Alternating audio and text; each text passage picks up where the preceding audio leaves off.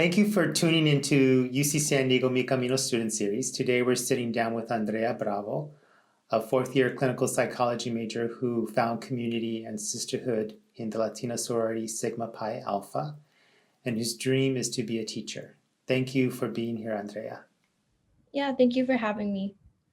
I'm so glad you could join us. I was hoping maybe we could start by you telling us a little bit about yourself, where you grew up, and maybe how it was that you heard about UC San Diego. Yeah, of course. I am a fourth year at UCSD from your college, and I'm originally from Stockton, California, which is up north. It's about maybe 8 or 7 hour drive away from San Diego. I attended a high school called Franklin High School. I had a unique high school experience, I would say, because I attended high school with my dad. So he's actually a Spanish teacher at the same high school. Thank God he wasn't my teacher, but we had a special relationship. And yeah, so I went to high school at Franklin High School in Stockton, California, and I was in the International Baccalaureate program. I was really passionate, I think, about community. Coming from Stockton, California, there's not much there, and it needs a lot of help in order to grow. And so I really wanted to be a part of that change. So I knew I needed to pursue higher education in order to really have the kind of power to make change. And so I applied to a couple of colleges. In making my decision, it was a little hard to choose a college that was away from home, but I was really inclined to UCSD because of I remember looking at a brochure and they had like folklorico dancers there. And so for me, it was really important to have a university with diversity and that really empowered their students to celebrate that. And so when I saw that, I thought that I would find like community and culture at UCSD, which is what helped me make my decision to come here. That's great. And I'm wondering, your first year here, did you find community and culture? And if so, where? Yeah, my first year was a little difficult. I would call my parents ever so often, maybe like once every other day. It was hard to be away from home. At first, I was in the pre med environment, and so I wasn't really seeing myself in my peers and in the classroom. And so I felt like I didn't really belong. I was really lucky to be a part of Summer Bridge, which was a program. It was, I think, 5 to 7 weeks before the fall quarter. So I could get familiar with all the resources on campus, like Oasis, which I think was a huge help in helping me succeed academically my first year, as well as meet other people that would be attending Muir College or were interested in similar things or had similar diverse backgrounds. And so that helped me transition. The first year, however, was still a little difficult as I was finding my way, what I was passionate about, and how I could use that passion to get a degree and go on to do amazing things. And so, yeah, I would say first year was a little difficult. Once I got into my second year, I feel like I really did find community, and that was in the Multicultural Greek Council sorority, which is Sigma Pi Alpha. I was really interested in the sorority because I would see the sisters from that organization around campus really involved in their college and just organizations that I really wanted to be involved in. And I saw how passionate they were about community and about creating change in the world. And so I was like, I want to be like them. And so I joined Sigma Pi Alpha and I found sisters that I think have really helped me find support throughout this entire college experience. Maybe you could tell us a little bit more about what a sorority is. I know you've mentioned sisters, and from what I understand, sororities, are a community, and they're usually built around pillars, particular pillars that the members embrace. Maybe you could tell us a little bit more about Sigma Pi Alpha and your pillars. Yeah, of course. So our three pillars are campus involvement, philanthropy, and academics. Oh no, sorry, sisterhood. So those are things we really try to uphold within the organization, within each other.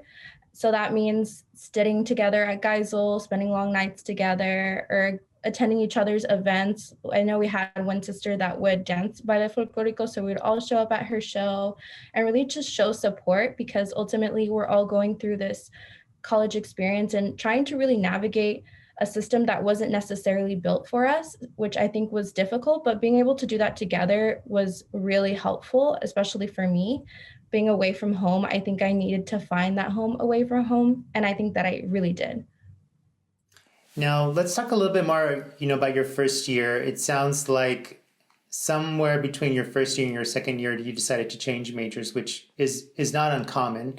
So maybe you could share a little bit about that process and how you came to that understanding. How did you develop a passion for clinical psychology? Yeah, so it was kind of a hard transition. I think I started out as a communications major and I wanted to do medicine. So I was taking all the pre med courses, but I felt like I didn't really have the basis in order to compete with everyone. I didn't like the environment. I just felt like I didn't really belong. And so I called my mom and I just really got to thinking about what my passion is and like what I want to do because not only like I don't need to do medicine in order to create change. And I think that was something that took me a while to realize. So once I was in my second year, I was like, okay, well, what do I enjoy? And so I was taking a psychology class that I really enjoyed. And my mom actually studied psychology back in Mexico. And so talking with her, I was like, I don't know. It's kind of a lot of pressure for me to make that change. And she just told me to do whatever would make me happy. And so I knew that I needed to be happy in order to be able to help others as well. So I decided to make the change with psychology and see what I can do with that. And I will be following the steps of my dad of becoming an educator. I think that's where change can really be made is in the classrooms and helping others and all of those students that come from diverse backgrounds feel empowered to pursue higher education or whatever their goals are. That's great. So I imagine your father's feeling very proud about you wanting to also be a teacher. Thank you. Yeah, he's very happy. So let's talk a little bit about your home environment. Your father's a teacher. Sounds like your mother is from Mexico and she also went to university there, it sounds like. I don't know if that's correct or not. But I'm wondering, what was it basically understood that you would go on to university? So I'm the youngest of three. It was more like I think I had my personal drive and my parents would support me. But I did feel like I had a responsibility to do that because they immigrated here. My dad immigrated here around the age of 13, and my mom immigrated here from Mexico when they got married. So they created this whole new life in a whole new country. And I think that's something that I will always carry with me. And I wanted to make it worth their sacrifices worth it. And so I wanted to go on to make them proud. And I felt like I could really do that by pursuing higher education. It was a little difficult. I think being the youngest, I think a stereotype that I'd have a lot of support, especially not being first generation. But my dad is a little older, so when he was applying to college, times were a little different, I would say. And so my brother, we were blessed that he was able to attend a university back home. My sister was attending community college, trying to figure out what she wanted to do as well. So I was the first one to move away from home, which I think made my experience kind of unique that I needed to figure out how to be independent, how to live away from my family and make sure everything gets done. So I think that was a change that I needed to make and a step that I needed to take in order to become independent and really do what I wanted to do. So yeah, let's talk a little bit about how did you learn to become independent and how did you learn, I guess a lot of young people call it adulting, right? How did you learn to adult? Yeah, it's definitely I think a process that I'm still learning to do. It was all about for me finding resources that could help me.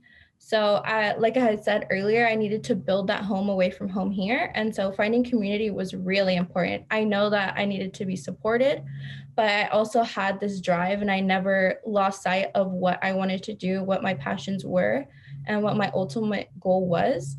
And so for me, I think it was really important to make use of all of the resources that were on campus, what was available to me, and also surround myself with people that shared similar goals or could also support me throughout my process here. So I know that you participated in Oasis, which is a resource that we have here on campus for students. and you did the summer bridge, which is where you originally found some community. So, what other resources did you take advantage of? There's also a lot of professional organizations. So when I was interested in pre-med, I was joining a lot of organizations where I could take advantage of opportunities that they offered. For example, my first and second year, I was a CPR instructional assistant, and then I went on to become an instructor. So just being able to be with around people, I think that have similar goals is important because networking ultimately will get you the job or opportunities that will eventually lead up to that. And so I started out there and then I moved on to join psychology club once I was interested in psychology. And I actually got a job through a mutual friend through Facebook. They had posted on Facebook that their job was actually hiring, and that was as a behavior interventionist, which is working with kids, doing applied behavior analysis, a lot of play based therapy. And so I made the jump and I talked to her and I applied and I got the job. So definitely networking and being able to be around people that share similar goals, I think. So, if you were speaking to yourself, another young woman living in Central California, in addition to networking and finding community, is there any other advice you might provide to that person? Yeah, to definitely just get in touch with themselves and what their passion is and see the many ways that they can pursue whatever their dream is. I know I started off with medicine, but that's not the only way to create change. So just really being able to get a clear vision of what their passion is and use that in order to create change in the world. And if you're in your fourth year, are you graduating this year? Yes, I'm graduating this summer and I will be attending the University of San Diego for my master's in education this fall.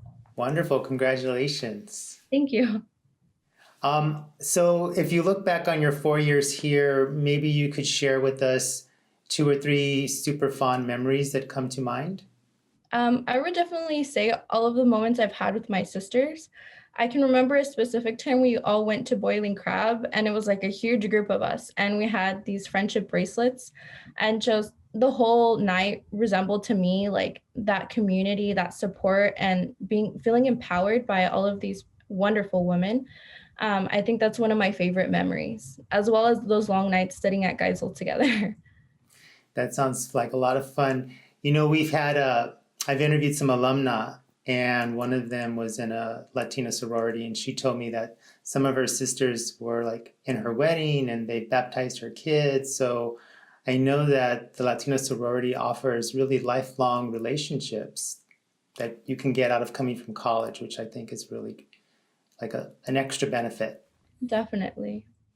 So I guess in closing, I would just like to ask you a few more questions.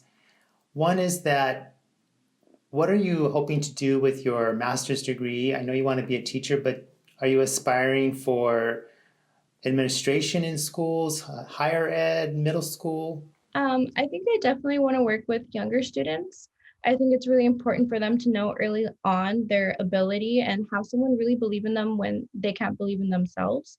I know that might be a little difficult for students that are bilingual in bilingual education programs or trying to really just navigate this whole experience, especially how things are now. Yeah, so I think I definitely want to work with younger students, just really empower them and make them believe in themselves, as well as creating change. I think in as much as I can, hopefully move on to the district level and make change in the classrooms. Well, I look forward to reading about Superintendent Andrea Bravo one day. Thank you for spending time with us, and best wishes to you as you head out on your journey towards your master's degree. Thank you.